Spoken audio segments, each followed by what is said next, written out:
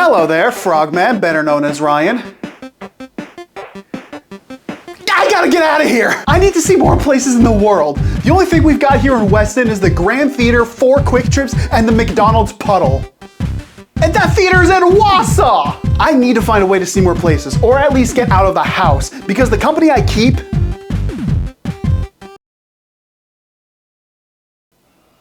is definitely getting me put on a list. But what can I do? I heard that cars were the cool hip thing to get, so I sold all my non-essential organs to get a car. Only one problem though, no gas. And even though there's an abundance of Quick Trips, I only had 1 gift card and I forgot to bring my jerry can on the trip.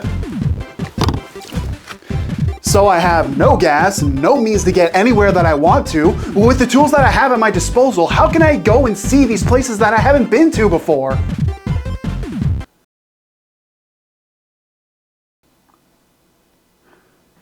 Come on, go. Well, that makes things easier. Thank you to Rooster for sponsoring this game. Pacific Drive was developed by Ironwood Studios and released on February 21st of 2024. Now, I want to say right away that while I say this is sponsored, it's more of a joke than anything. I was gifted the game with the intention to review it along with a vaguely threatening message. So there's no reason to think that my review is tainted any more than receiving a $30 game for free during a sale. You start off the game by choosing the difficulty, and there's a large range of options from the intended experience to more challenging modes and oh my god. I shouldn't do Iron Wagon. No, you shouldn't. Are there let's see. Let's give it one shot. Mad lad. No, we're going to do this. We're going to be so good. You're now in a van making a delivery to some unknown place. Here you can learn the basics from driving with WASD, turning off and on your lights and wipers to get a general feel for how driving is going to work in this game. You're blocked off by large walls and are forced to detour when out of the blue a pulse disables your van and sucks you inside the zone. The zone is certainly not a friendly place. Destroying your van and having irradiated spots everywhere you step, you need to find safety and quickly. But first, to jump, you come across a beat-up station wagon that requires you to repair the wheel before chugging away. This gains the attention of 2 faceless researchers, Tobias and Francis, who believe the car you're driving is a remnant and shuttle you to where they call Oppie's garage. Lose a wheel, turn the power back on, and you meet Dr. Ophelia Turner, who is none too pleased about having anybody in her garage. Here you learn some basic maintenance of the car, crafting and installing new parts like doors and tires, fixing problems with various kits, patching your car with a magic splooge, introducing you to the friendly dumpster, and refueling your car. Pro tip, drive the car forward into the garage so things are a lot easier. You might have to turn the car around. I don't think that hills will reach. Yeah, it'll be fine. They make these things long as hell. Just gotta hit. There we go. This is how this was designed, I'm sure. Once you install Oppie's ARC device, you now have a map and readout of the car's status within the car itself, which will prove to be integral to the adventure going forward. Oppie tells you a little bit more about the zone. Everything within the giant Attack on Titan walls is unable to hold a consistent physical state, causing the area to constantly change its features and characteristics. And since I have to drive in the Midwest, I can certainly relate to a constantly changing environment.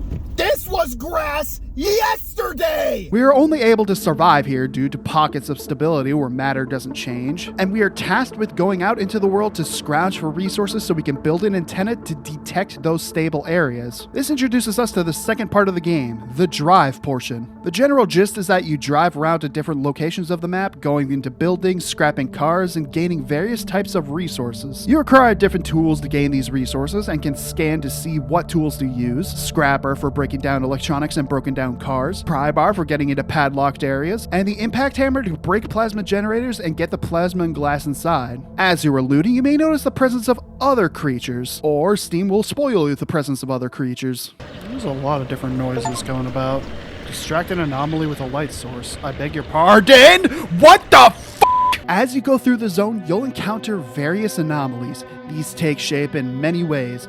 pillars of earth that sprout from the ground, spinning saw blades, rolling piles of scrap called bunnies, or mannequins that explode upon impact. These are your primary threats in the zone, along with the lingering radiation that slowly drains your health when you're outside of the car. Once you've got the proper parts, you're instructed to find and take an anchor that are now located on the map. Feeding the anchor into the ARC device allows you to select a point on the map to initiate a gateway back to the garage. A large pillar of light appears and the stability of the area drops, collapsing the stable area onto the gateway. And true to the indicator below the map, you've got to drive like hell to get there. After you warp back to the garage, you are introduced to the fabrication station, which allows you to create and install upgrades to the garage and fabricate blueprints to give yourself more tools to use in the zone. The primary resources to get these upgrades is the anchor energy, so it would do you well to grab them at any time you come across them. Next, you are sent to Colossal Cabby, a glowing red anomaly that will settle the question to the three scientists of whether your car is in fact a remnant. So make your way over to the big glowing mass of radiation. Need to get closer to Cabby's core way up there. Can you find a way to hide that? How are you not dead? Oh, there that goes. answered that question.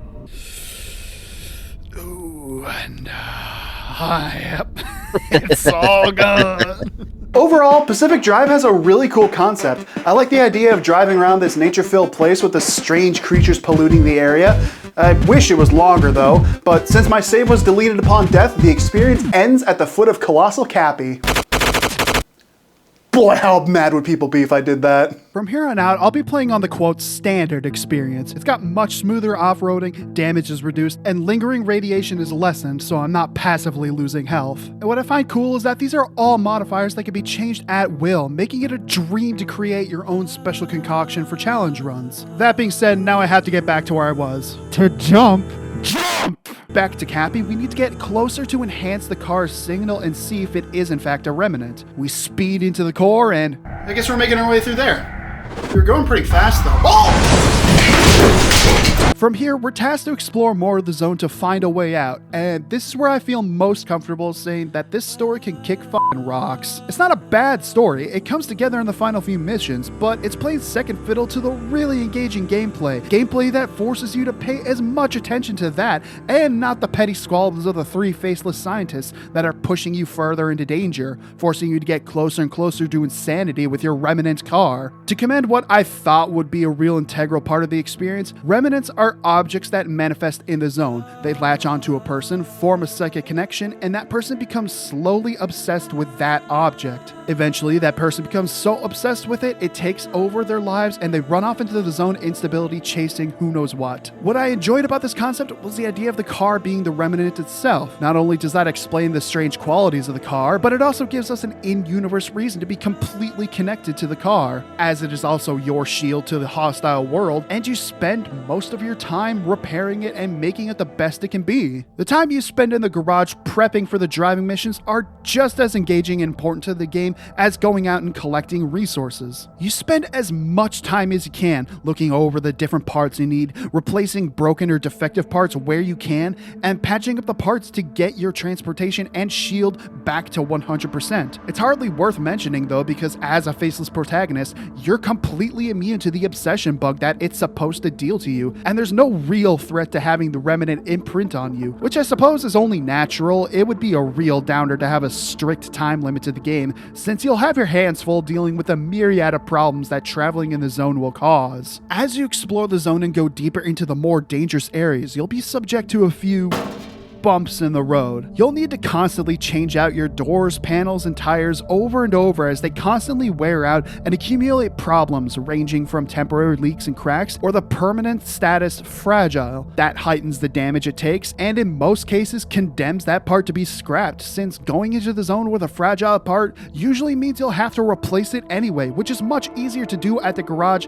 and not in the zappy radioactive corroding hellscape that demands you keep moving forward lest you run out of time and get get swarmed by incoming instability. Your time in each zone is limited. After some time, you'll hear the distant siren from the ARC device that indicates the incoming instability storm, and a yellow circle similar to the gateway circle will start to close in on the area. While it is generally best to get to where you're going before the yellow circle closes, it's not entirely necessary, especially if you're staying in the car that offers protection from the instability, provided all your parts are accounted for and not cracked. The real killer is the following red circle that will double the radiation and instability, causing your car to slowly take damage until the protection is compromised and you start taking severe damage. I really enjoyed this whole process, going through, gathering materials to trigger this cataclysmic event that brings you back to safety. It stayed interesting to me throughout the whole playthrough, and I always felt motivated to keep pushing and get upgrades and make everything easier to accomplish because of it. I had some roadblocks here and there. I remember I was severely understocked on scrap metal and chemicals for car parts and magic repairs splooge, but I was able to work through it by tearing down every car and electronic I came across, going out of my way to raid research stations I knew the chemicals spawned in, and getting ludicrously lucky by getting a magnetic bumper, which passively accumulated scrap metal just by driving. My point is, if you pay attention where you get certain resources and make certain trips specifically for those resources, ignoring other buildings and structures, you can eventually have more than enough of the desired resources to get what you need. And in my case, I had more scrap metal than God would ever need, so I was sitting rather pretty. And I highlight this to illustrate I didn't have a difficult time with this game. And I'm not saying I'm God's gift to driving games. I had more than my fair share of mishaps.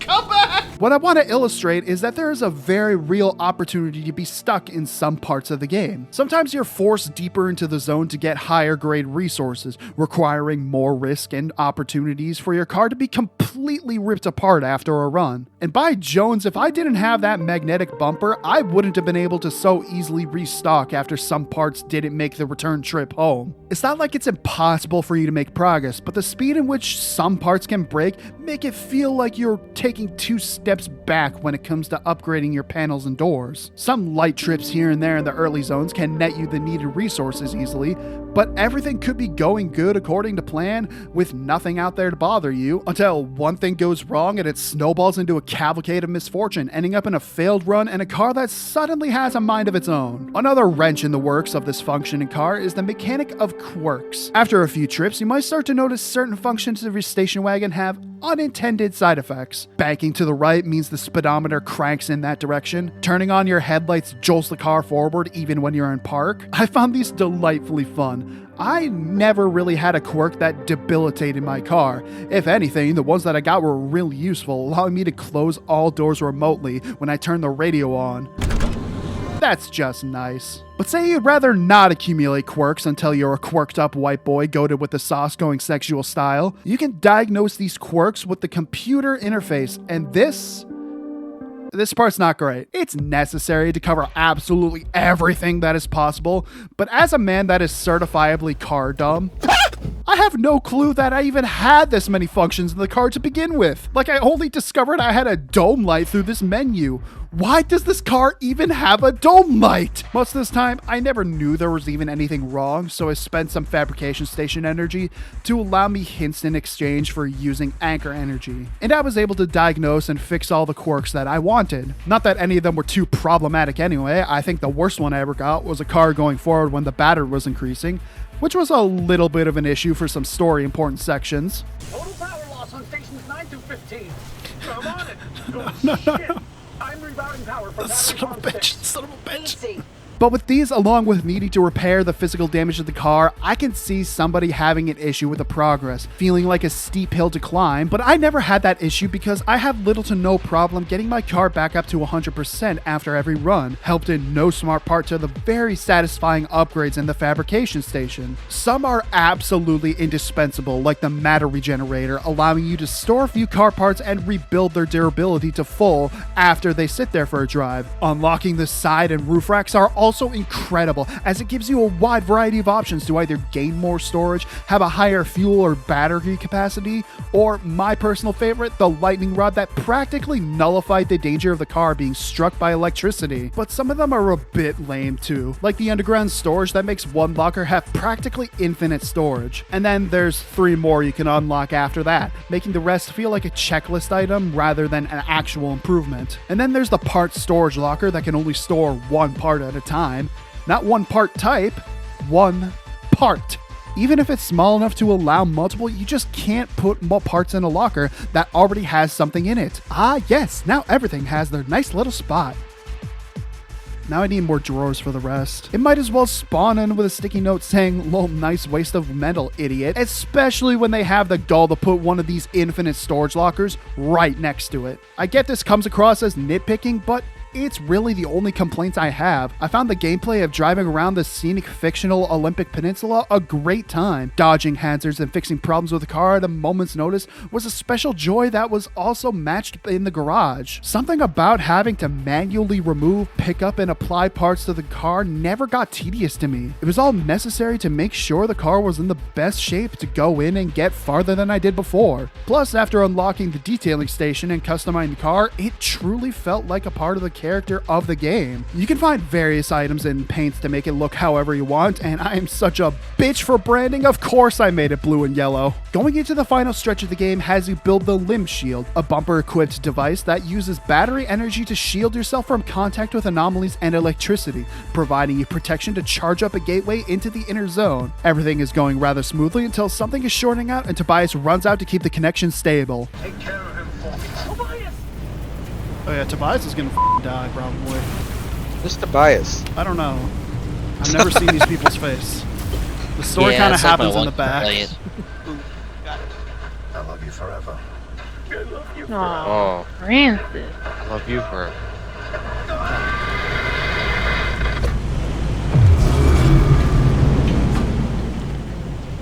Power's back online. Francis, now! Is it a bad time to say I need to go to the Scorch? I said before this story isn't anything to write home about, and this perfectly shows why. I thought the back and forth between the 3 scientists was completely inconsequential, trading stories on the mass hallucination event, uncovering events involving Francis being demoted in Arda, and Tobias's crazy theories on what the anomalies mean. It all felt like filler world building, as the main threat to us was the psychic car that will make us go insane. And now that one of them is dead, I can't help but realize I wasn't at all gripped by these faceless nerds and whatever plot was building in the background. After some more exploring, we come to the end of the road mission.